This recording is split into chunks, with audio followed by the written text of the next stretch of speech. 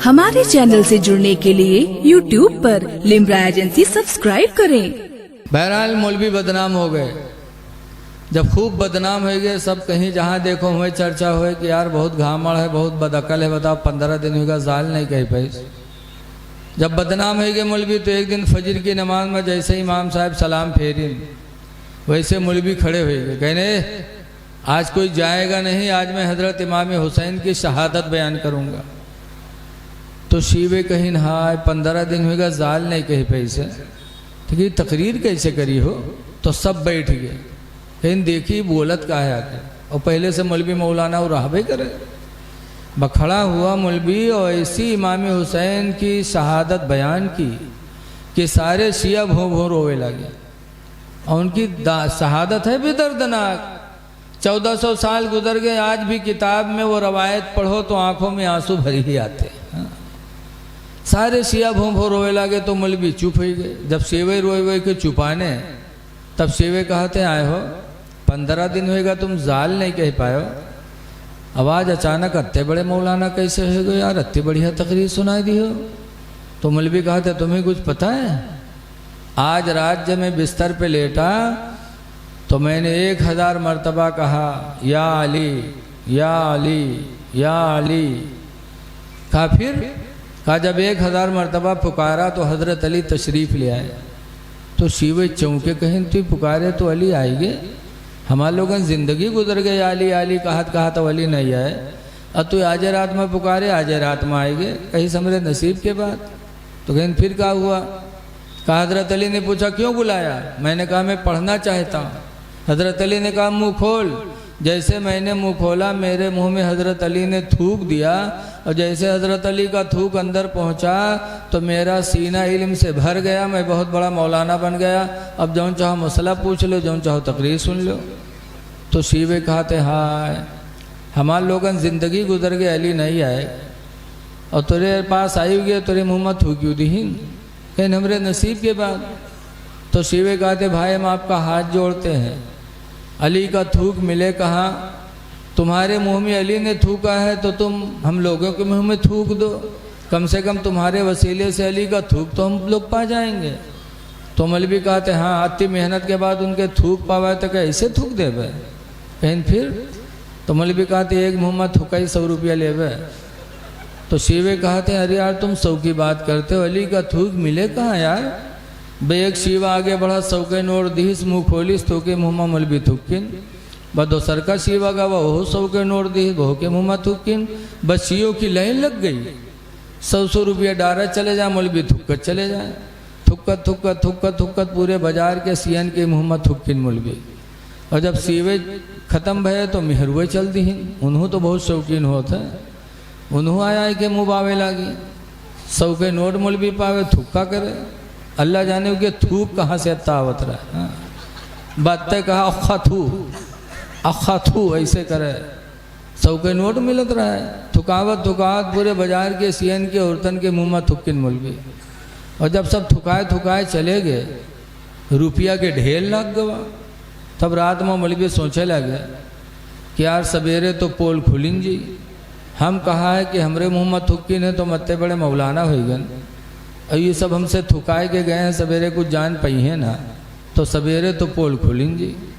बराते में यहाँ मौलवी रुपया गठरा बांधे न भागे। भागत भागत गांव पहुँचे, दरवाज़ा पहुँचे, खड़बड़ाए। तो मौलवी कहते को आए रे? तो मौलवी कहते मौलवी हुई रे, दरवाज़ा खोल। मौलवी हुई, दरवाज़ा खोलिन मौलवी। मौलवी गठरा पटकिन तो मौलवी कहते का भल्ला है रे इमा, का भल्ला है? कहीं रुपया हो और का हो? मौलवी खोलिन तो रुपया ही रुपया। तब मौलवी चौंके, कहीं हाँ इतना रुपया कहाँ चुराए लाए है रे? कि घर में से उठाए लाए? मौलवी कहते थूक के कमाई हुए रे, कहीं सही बता रे कहाँ चुराए लाए? मौलवी कहते तू ही न मनी है रे, हमका काबा में ले चल, काबा में कसम खाए ले रे, ये थूक के कमाई हुए रे। जब काबा में कसम खाए तैयार हुआ तब मौलवी मान गई। वही दिन से मौलवी के पैर दबावे कहा हाय हमरे मौलवी के थूक में जब इतना असर है, तो के खून में कत्ता असर हो। मौलाना अब्दुल मुस्तफ़ा आज़मी लिखते हैं, या अली कहने वाले दुनिया में बहुत दज्जाल हैं, लेकिन या अली कहने का हक उसी को हासिल है जिसके चेहरे पे दाढ़ी हो। या अली कहने का हक उसी को हासिल है जिसकी नमाज़ें न छूटती हों।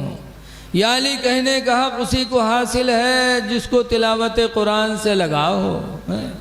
ऐ लोगों, 4 दिन की ज़िंदगी है, अल्लाह को राज़ी कर लो। खुदा जाने किस वक्त बुलावा आ जाए।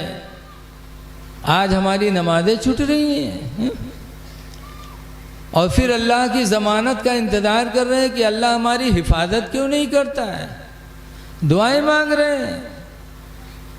याद रखो कि अल्लाह के रसूल सल्लल्लाहु अलैहि वसल्लम ने हज़रत मुआज़ इब्न जबल को यमन का गवर्नर बनाया था और गवर्नर बनाने के बाद सरकार ने 10 बातें बताई थी, उनमें से एक बात सुनो।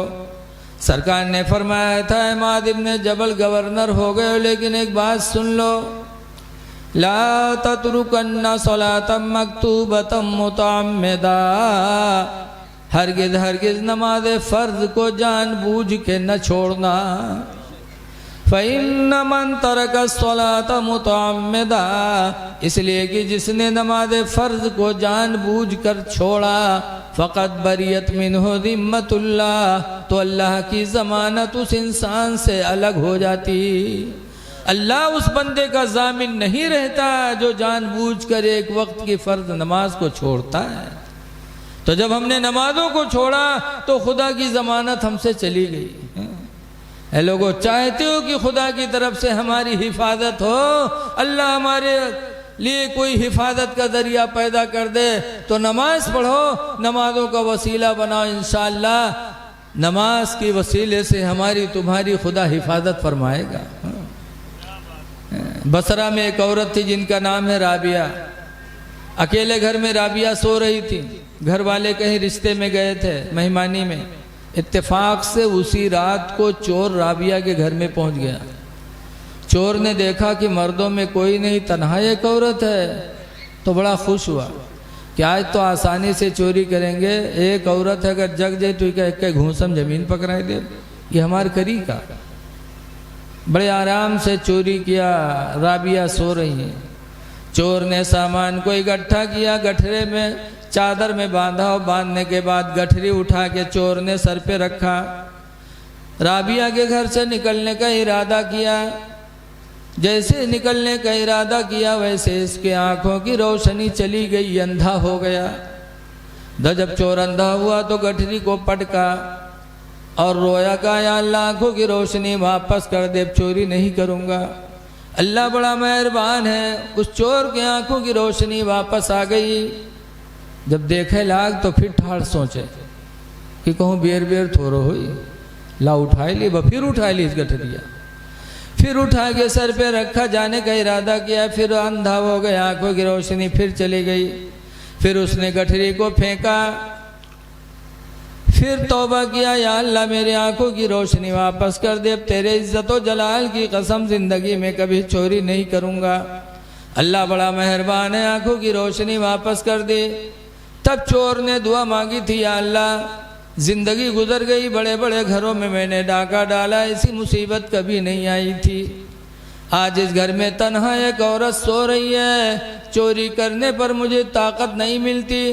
गैबी आवाज़ आई है, मेरे बंदे तूने बड़े बड़े घरों में डाका डाला होगा, लेकिन राबिया के घर में डाका नहीं डाल सकता, इसलिए कि राबिया नमाज ईशा पढ़ के सोई है। नमाज ईशा की बरकत से मेरे फरिश्ते उसके जानो माल की हिफाजत का पहरा लगा रहे हैं। जिस घर में मेरे फरिश्तों का पहरा होगा उस घर में तू चोरी कैसे करेगा। चोर रोने लगा और रो रो के कहता, या अल्लाह मैं कितना बदनसीब निकला कि ज़िंदगी गुजर गई माले हराम की चक्कर में, और इसी रुए ज़मीन पर तेरी बंदियाँ ऐसी हैं जो नमाज पढ़ के सोती हैं तो तेरे फरिश्ते उसकी हिफाजत के लिए उतरते हैं। वाह! ऐ लोगों, पता चला कि कल के लोग नमाजों के पाबंद थे तो अल्लाह की तरफ से उनकी मदद होती थी, बेशक उनकी हिफाजत होती थी। आज हमने नमाजें छोड़ी तो हमसे अल्लाह की पनाह रूठ गई। ऐ लोगों, इस पुरफतन दौर में नमाजों की पाबंदी कर लो, मस्जिदों को आबाद कर लो, अगर खुदा की ज़मानत चाहते हो। मस्जिदों को आबाद करो और अपने घर में मस्जिद बनाओ। हदीस पाक में आयशा क़ालत अमरना रसूलुल्लाह सल्लल्लाहु अलैहि वसल्लम भी बनाइल मस्जिद फिल बुयूत। हजरत आयशा कहती हैं कि अल्लाह के रसूल ने हम लोगों को घरों में मस्जिद बनाने का हुक्म दिया है कि हर घर में मस्जिद हो, मीनार वाली नहीं।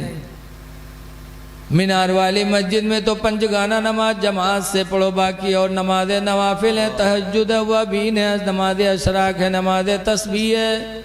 इन नमाजों को तुम अपने घर पे पढ़ो।